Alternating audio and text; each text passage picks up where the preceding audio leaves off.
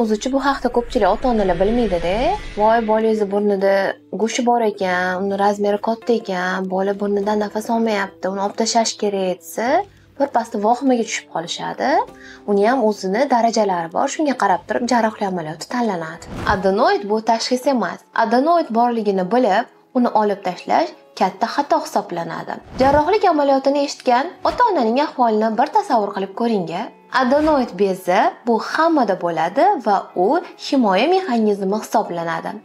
Normada adenoid bezi 12 yoshgacha so'rilib ketadi. Ammo qanday holatlarda jarrohlik amaliyotiga tavsiya beriladi? Birinchisi, qachonki bolajonning burni tez-tez bitib, og'zi bilan qiynalib nafas olsa.